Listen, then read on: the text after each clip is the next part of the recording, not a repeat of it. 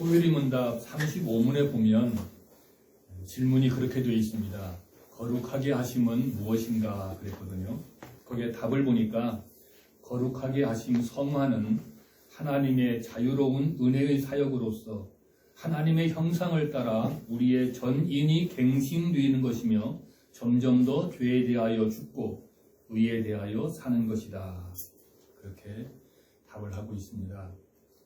우리가 설교를 들을 때마다 구원에 있어서 성화라는 단어를 자주 듣게 됩니다. 성화는 거룩하게 되는 것을 말하는 거거든요. 여기서 거룩하게 된다고 할 때 거룩함은 바로 구별된다는 뜻이거든요. 예를 들어서 화이트와 블랙, 이것은 엄청난 반대의 그런 현상을 말하는 거 아니겠습니까? 전혀 다른 것입니다. 우리는 모두 하나님의 자녀인데 우리와 마귀의 자녀는 전혀 다릅니다. 그러기에 하나님의 자녀의 삶과 또 마귀의 자녀의 삶도 당연히 다를 수밖에 없는 것이지요. 어떻게 보면 별다른 것이 없는 것처럼 보일 수도 있습니다. 왜냐하면 똑같이 살아가는 것이니까요. 그러나 이런 육신적인 것만 볼 것이 아니라 영적인 것을 생각해 볼 때 이 영적인 것들은 깨어있지 않으면 보기가 너무나 힘들다는 그런 사실을 우리가 잊지 말아야 됩니다. 그리고 실제로 하나님의 자녀의 삶이 우리가 이전에 마귀의 자녀였을 때의 삶과 비교해 보면 아주 조금밖에 다른 것이라고 느낄 수도 있습니다. 왜냐하면 그것이 성화라는 거룩에 대한 문제이기 때문에 그렇습니다. 우리가 알다시피 이 성화는 순간적으로 단번에 완성되는 것이 아닙니다. 성화는 하나님의 자녀인 우리 성도들이 삶이 다 마감해야, 즉 죽음으로써 완성되는 것입니다. 성화는 이 삶이라는 것과 연결되어 있기 때문에 우리에게는 아직 살아야 하는 그런 삶이 있기 때문에 그렇습니다. 많은 사람들이 성화에 대해서 오해하는 것이 한 가지 있습니다. 그것은 바로 성화의 삶의 주체가 자기 자신인 줄 잘못 알고 있다는 것입니다. 그래서 내가 그리스도인답게 살고 내가 신앙생활을 열심히 하는 것이라고 오해하는 것입니다. 제가 처음 말씀에서 소개해드렸던 이 소유리문답 35문에서 성화는 하나님의 은혜로운 사역이라고 그렇게 말씀드렸습니다. 그렇다고 하면 여기서 질문 한 가지. 그리스도인이 그리스도인답게 살려고 노력하고 애써야 하는가 하는 것입니다. 답은 그렇습니다입니다. 하나님의 은혜의 사역이라고 하면서도 우리는 그리스도인이기 때문에 그리스도인답게 살아야 합니다. 우리는 그리스도인으로서 성화를 위하여 노력하고 힘써야 합니다. 성경에서도 두렵고 떨림으로 너희 구원을 이루라 그렇게 말씀하였거든요. 우리는 하나님 앞에서 두렵고 떨리는 마음으로 성화의 삶을 살아야 합니다. 그렇다면 소유리문답 35문에서 성화는 하나님의 사역이라고 하는 것과 좀 모순되는 그런 말이 아니겠습니까? 어떻게 성화가 하나님의 일이라고 하면서 동시에 사람의 일이 될 수 있다는 말입니까? 오늘은 이 성화에 대해서 함께 성경을 찾아보면서 말씀을 나누어 보도록 하겠습니다. 첫 번째로 성화의 근본적인 면을 살펴보겠습니다. 첫째로 이 성화의 사역은 내면의 변화에서부터 시작되는 것입니다. 여기서 이 내면의 변화라는 말은 하나님의 사역이라는 말을 가리킵니다. 여기서 말하는 내면은 우리가 생각하는 내면이 아니고 하나님이 하시는 사역을 가리킵니다. 다른 말로 하자면 이 내면의 변화는 바로 중생을 가리킨다는 것입니다. 거듭남의 그런 비밀이 여기에 담겨 있는 것이지요. 골로새서 3장 10절에 보면 너희가 옛사람과 그 행위를 멀리 벗어버리고 새 사람을 입었으니 이는 자기를 창조하신 자의 형상을 쫓아 지식에까지 새롭게 하심을 받은 자니라. 이렇게 말씀을 하였습니다. 이 중생은 옛사람에서 새 사람이 되는 것을 말합니다. 우리의 본성이 중생을 통해서 새롭게 되는 것이지요. 하지만 이 순간적인 사건에서 끝난 것이 아닙니다. 소유리 문답에 보면 중생에 대하여 이해하는 데 도움이 되는 예화를 들고 있습니다. 뭐냐 하면 한 아이가 태어났다는 것이지요. 이 아이가 그 자체로는 사람이고 생명이지만 성인이 되려면 한참 더 자라야 한다는 것입니다. 새로운 생명이 탄생했지만 이 탄생한 생명이 사람으로서 살아가야 한다는 것이지요. 또 이런 예화도 있습니다. 한 사람이 심한 병에 걸려서 약을 처방받았습니다. 그러니까 이 약을 통하여 치료받고 정상적인 삶을 회복하기까지 뭐가 필요합니까? 시간 문제죠. 시간이 필요하다는 것입니다. 이 옛사람은 죄의 영향, 즉 말하자면 마귀의 영향 아래서의 삶을 살아간다고 하는 것입니다. 그러나 중생이 되면 죽음에서 사망에서 생명으로 옮겨지는 것입니다. 그리고 그 다음부터는 더 이상 죄의 통치 아래에 있지 않다고 하였습니다. 그런데 죄의 통치는 받지 않지만 죄의 영향이 완전히 사라지지는 않았다는 것이지요. 그러니까 죄의 영향이 여전히 남아있다는 말입니다. 죄 아래 살던 나의 생각과 마음과 그런 생활이 여전히 함께 존재하고 있다는 것입니다. 그래서 성화는 여전히 남아있는 죄의 능력과 영향에 대하여 우리가 새로운 사람으로서 승리하도록 하는 성령의 사역을 말하는 것입니다. 두 번째로 성화의 사역은 점진적인 것이라고 하였습니다. 여기서 점진적이라는 말은 순간적이라는 말과 반대되는 현상입니다. 교리적으로 살펴보면 우리가 의롭게 되는 힘이라는 것과 하나님의 자녀가 되는 양자라는 이런 교리는 모두 순간적으로 이루어지는 것입니다. 내가 믿음을 통하여서 예수님을 믿기만 하면 바로 이런 현상으로 변화되어진다는 것입니다. 하지만 이 성화라는 것은 순간적인 것이 아니고 꾸준한 것입니다. 우리가 아직 살아있는 동안에는 쉽게 말해서 죽기 전까지는 완전해질 수 없다는 그런 사실을 염두에 두어야 한다는 것입니다. 이 지구상에 사는 인간치고 완벽한 인간은 절대로 없다는 것을 우리가 알고 있습니다. 그것은 죄와의 싸움이 우리의 내면에서 끊임없이 일어나기 때문입니다. 신약성경 요한일서 3장 3절에 보니까 주를 향하여 소망을 가진 자마다 그의 깨끗하심과 같이 자기를 깨끗하게 하느니라고 하였습니다. 중생된 자, 하나님으로부터 칭의를 받은 자는 즉 성도는 죄와 화평할 수 없다고 하였습니다. 우리는 죄와 끊임없이 싸우고 죄를 멀리하려고 죄의 영향을 받지 않으려고 합니다. 이것은 우리가 하는 것이 아니고 하나님의 자녀는 하나님께서 그런 마음을 주시고 그런 생각을 주시며 그렇게 살도록 하나님이 역사하신다는 말입니다. 이것이 바로 하나님의 은혜의 사역이라고 말하고 있는 것입니다. 그래서 하나님의 자녀들은 죄를 범하고 그 후에 나는 괜찮아 그렇게 말하지 않습니다. 어떻게 합니까? 바로 그 즉시 뉘우치는 마음으로 자복하고 회개합니다. 죄를 지으면 다시는 죄를 짓지 않도록 하나님께 회개하는 것입니다. 죄의 영향이 아니라 하나님과 함께하는 평안 속으로 들어가기 위해서 회개를 하는 것이지요. 하나님의 자녀는 죄 짓는 것을 원치 않습니다. 그런데 그 마음먹은 대로 됩니까? 내가 죄 짓는 것을 싫어하고 원하지 않지만 그게 뜻대로 되지 않습니다. 그래서 우리가 죄를 미워하면서 죄와 싸웁니다. 이곳에 있는 우리 모두들도 다 이런 현상으로, 이런 마음으로 살아갑니다. 우리가 모두 죄를 범할 수 있지만 그러면서도 죄를 아주 미워한다는 사실입니다. 우리에게는 아무도 모르는 은밀한 나 자신이 있습니다. 그것이 은밀한 나쁜 습관일 수도 있고, 아무도 모르는 남을 미워하는 마음, 질투하는 마음, 또는 거짓말하는 것, 또는 이기심을 가지고 살아가는 것, 이런 것들이 있다고 할 수 있겠습니다.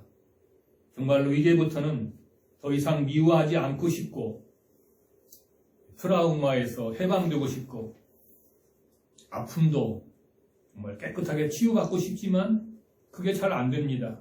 우리가 마음 먹은 대로 된다면 무슨 그런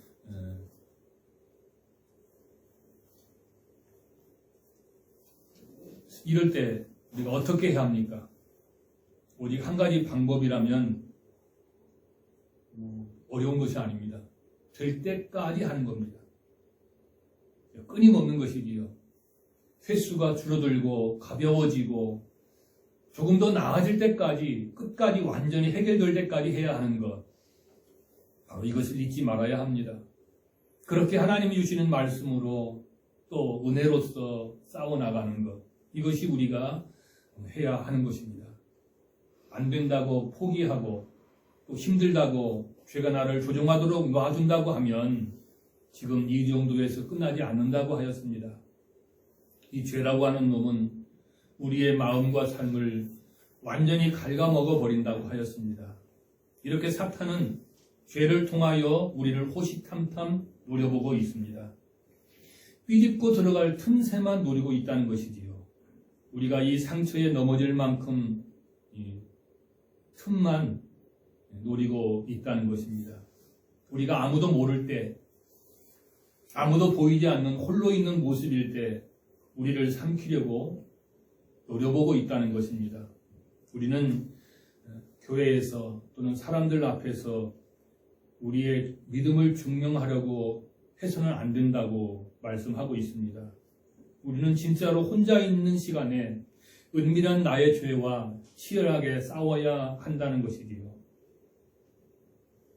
이 싸우는데 안 되는 것 같고 너무 더딘 것 같이 생각할지 몰라도 이 보이지 않는 영적 세계에서는 정말 어마어마한 일이 일어나고 있다는 사실을 우리는 잊지 말아야 되겠습니다. 그것이 천천히 진행되는 과정이지만 이것은 정말 확실한 것이라고 하였습니다. 하나님께서 저와 여러분의 인생을 이끌고 있다는 사실 잊지 말아야 합니다. 하나님이 저와 여러분의 인생을 분명하게 구원의 길로 인도하시고 그렇게 우리를 사랑하시는 것을 확신하면서 믿음 안에 살아가는 성도 여러분이 다 되시기를 주님의 이름으로 축원합니다. 세 번째로 이 성화는 하나님의 주도적인 사역이지만 사람이 협력한다고 했습니다. 여기서 우리 사람이 협력한다는 말을 정말 잘 이해하셔야 합니다. 하나님이 절반하고 내가 절반하는 것을 말하는 것이 아닙니다. 하나님이 50%, 또 사람이 나머지 50%, 이렇게 절대로 반반씩 나누어서 하는 이런 말이 아니라고 하는 것입니다. 협력을 한다고 해서 잘못 오해하면 이것이 그 이단 사람들이 말하고 있는 구원 협력설과 일반 다르지 않은 것으로 그렇게 생각이 될 수 있다는 것입니다. 하나님의 주도적인 사역이라고 하는 것은 완전한 성령의 사역을 말하는 것입니다. 그리고 여기서 말하는 사람의 협력이라고 하는 것은 단지 우리의 능동적인 행위를 말하는 것입니다. 그러니까 하나님께서 말씀하시면 우리는 거기에 따라서 이끌려가면서 순종하는 것, 이것을 의미한다고 할 수 있을 것입니다. 성령의 계속적인 사역으로 말미암아 우리의 삶에 큰 영향을 주는 것을 의미하는 것입니다. 큰 두 번째로, 그렇다고 하면 이 성화의 증거가 무엇이겠습니까? 성경 두 구절을 소개하겠습니다. 요한일서 2장 29절에 보니까 너희가 그가 의로우신 줄을 알면 의를 행하는 자마다 그에게서 난 줄을 알리라 고 하였고, 요한일서 5장 3절에 보니까 하나님을 사랑하는 것은 이것이니 우리가 그의 계명을 지키는 것입니다. 그의 계명들은 무거운 것이 아니로다 하였습니다. 생각해 보면 우리는 하나님의 말씀을 다 지킬 수가 없습니다. 하지만 지키려고 노력을 합니다. 무엇 때문입니까? 바로 사랑 때문이라고 하였습니다. 우리가 실제로 살다 보면 주변에 내가 사랑하는 사람이 있다고 하면 어떻게 합니까? 최선을 다하여 그를 위하는 그런 모습으로 살아가지 않습니까? 내가 그 사랑하는 사람을 위해서 약속한 것이 있다고 하면 그 약속을 지키려고 힘써 노력합니다. 만약 그 약속을 지킬 수 없다고 대충 해버리거나 포기한다면 이것은 사랑하는 것이 아니지요. 우리는 하나님을 사랑하기에 그 말씀에 순종하는 것입니다. 분명한 것은 우리가 비록 실수가 많고 또 죄를 지키도 하면서 불완전하지만 더욱더 하나님의 계명을 지키려고 힘쓴다는 것입니다. 물론 불신자들도 죄를 지키지 않으려고 노력은 합니다. 그러니까 불신자들도 우리가 겉으로 보기에 하는 봉사하는 마음, 헌금, 선행도 그들이 말하는 것대로 똑같이 하기는 합니다. 하나님은 지금도 역사하시고 우리를 인도하시는 분이십니다. 중요한 것은 영적인 세계가 존재한다고 하는 것, 이것을 잊지 말아야 합니다. 성령의 역사하심이 우리와 함께 하시는 것처럼 마귀도 역사하고 또 활동한다고 했습니다. 그러기에 천국과 지옥은 분명히 존재하는 것이라고 말씀을 하고 있는 것입니다. 소유리 문답에서도 성화의 증거를 세 가지로 나눕니다.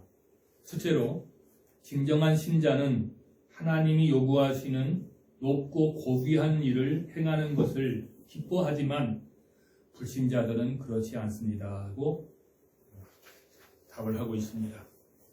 두 번째로 진정한 신자들은 감사로부터 그가 할 일을 행합니다. 하나님께서 나를 구원하셨기에 내가 그분을 기쁘시게 하기를 원한다고 말할 것입니다. 하지만 불신자는 하나님의 호의를 얻기 위해서 혹은 자신의 선을 증명하기 위해서 선을 행하곤 합니다. 그렇게 증거를 합니다. 세 번째로 진정한 신자는 그 자신의 최선의 사역에서조차 그가 마땅히 되어야 할 됨됨이기에 또한 해야만 하는 분량에 미치지 못하였다는 사실을 깨달을 것입니다. 그러니까 모든 것을 최선을 다하면서도 부족하다는 것을 그렇게 마음의 염두에 두고 겸손한다는 것이지요. 하지만 불신자는 이것을 깨닫지 못하고 현재의 그 모습과 현재까지 그가 행한 일에 대하여 만족합니다고 하였습니다. 결론을 말씀드리겠습니다.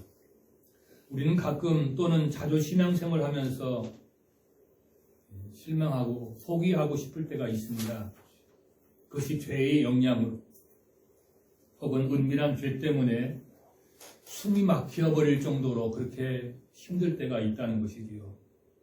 과거에 지난날 상처나 슬픔이나 아픔들이 있다면 그것들이 자꾸 생각나서 우리를 괴롭힌다는 것이지요. 우리는 그럴 때마다 철저하게 나 자신이 죄인임을 고백하고 주님께 엎드려야 할 것입니다. 사실 우리가 문제라고 여기는 그 이면에는 우리 자신도 모르는 깊은 곳에 나는 괜찮아, 나는 완벽해, 나의 삶은 완벽해야 해, 내가 하는 일은 모두 다 완벽할 수 있어, 이런 마음으로 교만함이 자리 잡을 수 있다는 것입니다. 올해 들어서 우리에게는 담임 목사님을 통해서 요한복음 강해 설교를 듣고 있습니다. 바라는 것은 우리가 말씀을 자세히 들어보기로 또 말씀을 늘 상고하면서 그렇게 살기를 부탁드립니다. 그냥 대충 듣고서 주일이라는 틀에 맞춰진 신앙 말고 말씀을 자세히 듣고 또 반복해서 묵상하는 그런 삶이 필요하다는 것입니다. 우리가 살아야 할 삶, 우리가 회복해야 할 나 자신 또는 가정, 공동체, 사회가 어떤 것인지 바로 이 말씀에 다 포함되어 있다고 하는 것입니다. 말씀을 통하여 하나님이 우리에게 주신 비밀을 발견하고 모두가 다, 저는 물론이고 여러분 모두가 다 회복되어지는 이런 축복을 받는 성도들이 되었으면 좋겠습니다. 나도 모르게 내 속에 자리 잡고 있는 교만, 또 깊이 뿌리내린 그 죄의 생각들을 우리는 끊임없이 발견하는 이런 생활이 필요합니다. 내가 무엇이 부족한 것인지, 내가 해야 할 일이 무엇인지를 늘 발견하면서 살기를 원하는 이런 삶이 필요합니다. 그래서 죄가 발견될 때마다 우리는 그 죄를 그렇지, 내가 이 죄를 지은 거야, 바로 내가 죄인이야, 이렇게 죄를 인정하고 예수 그리스도가 유일한 길임을 우리가 고백하면서 그 주님 앞에 무릎을 꿇을 때에 저와 여러분의 삶은 반드시 새로워지고 달라질 수 있다고 하는 것입니다. 그런 의미에서 거룩하게 하시는 분은 바로 하나님이십니다. 이 성화의 삶을 살게 하시는 분도 하나님입니다. 우리는 단지 거기에 순응하면서 그 말씀을 따라 살아가는 것뿐입니다. 하나님은 예수 그리스도를 통하여 우리가 가야 할 성화의 길을 보여주셨습니다. 그리고 지금도 성령으로 말미암아 역사하심으로 우리와 함께 하시는 분이십니다. 이 놀라우신 하나님의 사랑을 기억하면서 날마다 성화의 길을 걸어가면서 또 완성되기까지 우리는 늘 하나님 말씀을 기억하면서 말씀대로 살아가는 복된 성도의 삶이 다 되어지시기를 주님의 이름으로 축원합니다. 아멘. 기도하겠습니다.